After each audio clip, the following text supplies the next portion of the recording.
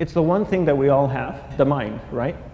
But it's the one thing that we don't have a manual for. We buy a blender, we get a manual.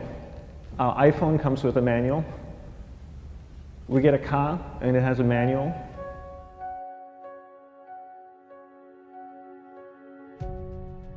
Nobody teaches you how to use the mind. There's no manual for the mind. So this, I think, is one of the most essential things in making progress in our life, is really understanding how our mind works. It's the one thing that we have to live with 24 hours a day, 7 days a week. We have no choice. Imagine if most of you slept 8 hours a day, which most of you don't. You slept and you were awake 16 hours a day. In the 16 hours you practice your awareness just randomly moving from one thing to another, to another, to another, all day practice being distracted. What would you be good at after 6 months? You did the 16 hours a day, you just allow your awareness to jump from one thing to another, to another. I'll tweet right now, I'll switch to text messaging, then I'll go to email, oh, my phone's ringing, so I'll answer the phone, and then somebody's speaking to me, so I'll have 2 conversations at one time. And I'll just do this 16 hours a day, 7 days a week. So you get it being good at distracted. After 1 year, you're an expert at being distracted. After 1.5 years, they'll invite you to give keynote talks on being distracted. You're so good, you practice 16 hours a day. So the same works for the opposite. If you practice being concentrated 16 hours a day, what would you become good at? You become good at concentrating. And all it takes is practice. By just doing one thing at a time. Keeping your awareness on one thing at a time. And you integrate this into everything that you do in your life.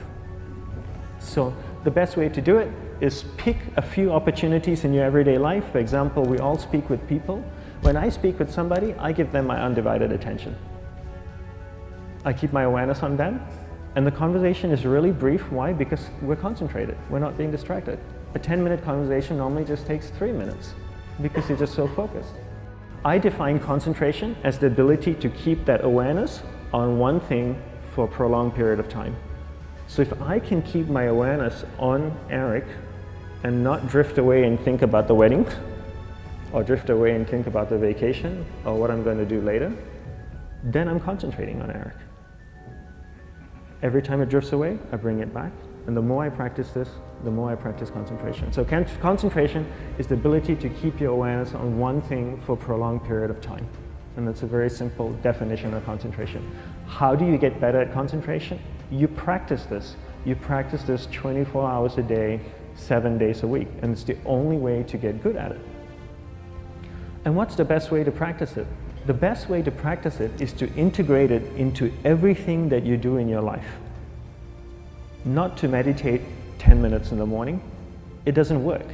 You really need to look at your life the same way a sprinter in the Olympics looks at his life. You've all heard of Usain Bolt, the man that won the gold medal twice, 2 Olympics in a row, broke the world record. I don't know anything about him, to be honest.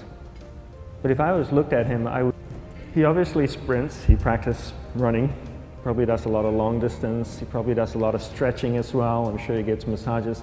He looks like he eats the right kind of food. Drinks the right amount of water, takes vitamins.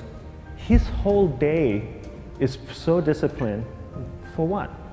To prepare him for 9.57 seconds. I think that's what the world record is, right? For 100 meters, 9.5 or 9.57 seconds.